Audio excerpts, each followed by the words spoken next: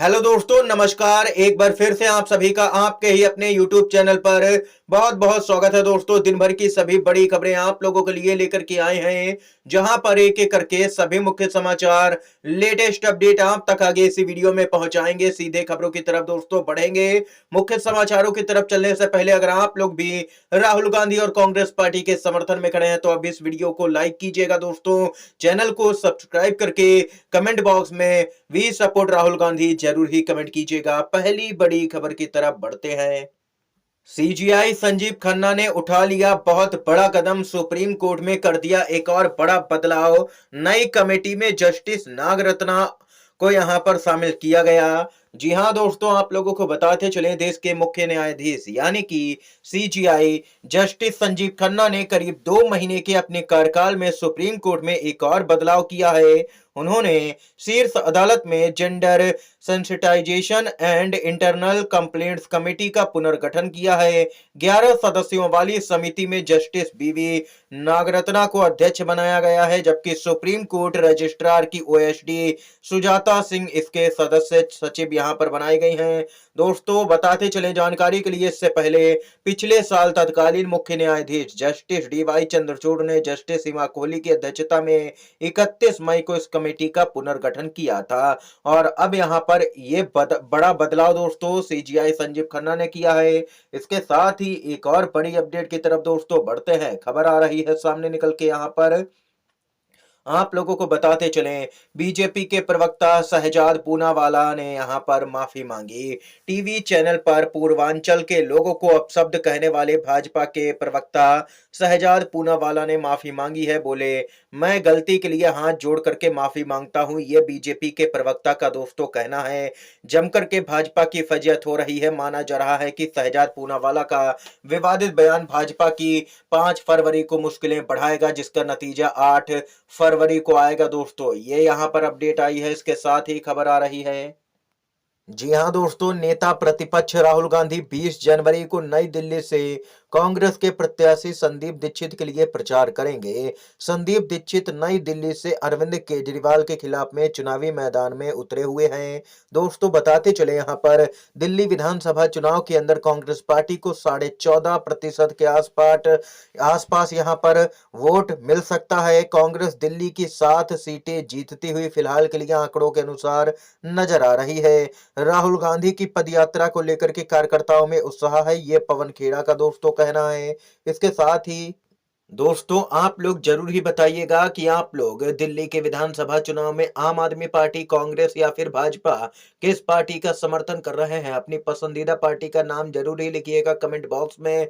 जो अगली अपडेट है बताते चले, सपा प्रमुख अखिलेश यादव के मिल्कीपुर उपचुनाव में भाजपा को घेरने की बड़ी तैयारी। समाजवादी पार्टी ने दुनिया भर के प्रतिष्ठित पत्रकारों को मिल्कीपुर उपचुनाव को कवर करने के लिए आमंत्रित किया है।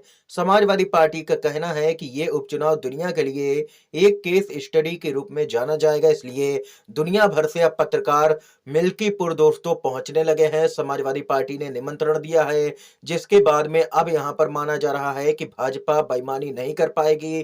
प्रशासन के दम पर चुनाव जीतना इस बार भाजपा के लिए मुश्किल हो जाएगा। दोस्तों, ये यहां पर अपडेट आई है। इस बीच एक और अपडेट की तरफ बढ़ते हैं दोस्तों।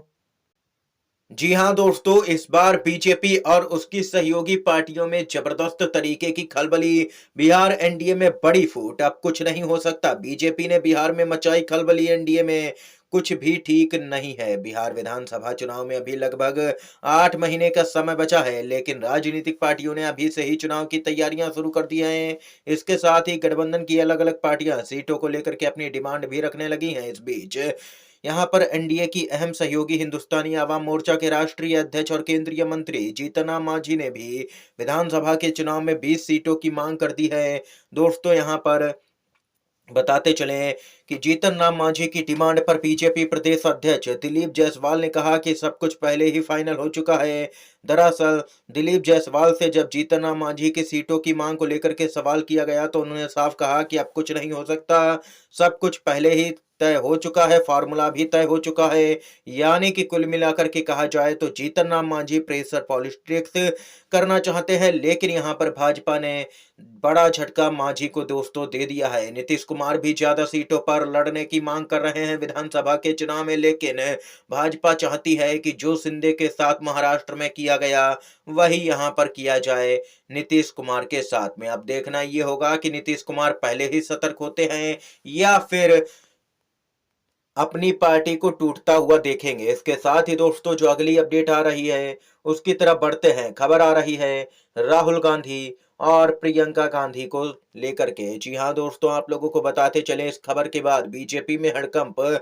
इस दिन संगम में डुबकी लगाएंगे राहुल गांधी और प्रियंका गांधी, संतों का लेंगे आशीर्वाद। महाकुंभ में लोकसभा में नेता प्रतिपक्ष राहुल गांधी और उनकी बहन प्रियंका गांधी भी संगम की त्रिवेणी में डुबकी लगाएंगे। इसके लिए कांग्रेस पार्टी की ओर से तैयारियां शुरू कर दी गई हैं। हालांकि अभी उनके प्रयागराज दौरे की तारीख तय नहीं हुई है, लेकिन कहा जा रहा है कि दिल्ली चुनाव से पहले दोनों कांग्रेस के नेता महाकुंभ पहुंच सकते हैं। यानी कि राहुल गांधी और प्रियंका गांधी फरवरी के पहले हफ्ते में महाकुंभ पहुंच करके न सिर्फ आस्था की डुबकी लगाएंगे बल्कि संतों का आशीर्वाद भी लेंगे दोस्तों। इसके साथ ही दोस्तों अगली अपडेट की तरफ बढ़ते हैं। मोदी सरकार को सुप्रीम कोर्ट से दिल्ली में चुनाव से पहले लगा बड़ा झटका, केजरीवाल की हो गई बड़ी जीत। आयुष्मान भारत सबसे बड़ा घोटाला, सुप्रीम कोर्ट से दिल्ली में स्टे पर केजरीवाल की तरफ से बड़ा बयान आया। दिल्ली में आयुष्मान भारत स्वास्थ्य योजना फिलहाल लागू नहीं होगी। सुप्रीम कोर्ट ने इस योजना को लागू करने को लेकर के दिल्ली हाई कोर्ट के उस आदेश पर रोक लगा दी है जिसमें कोर्ट ने केंद्र सरकार से समझौता ज्ञापन पर हस्ताक्षर करने के आदेश दिए थे। सुप्रीम कोर्ट के आदेश के बाद अब इस मामले को लेकर के अरविंद केजरीवाल की प्रतिक्रिया आई है सामने। उन्होंने आयुष्मान भारत को सबसे बड़ा घोटाला दोस्तों बताया है।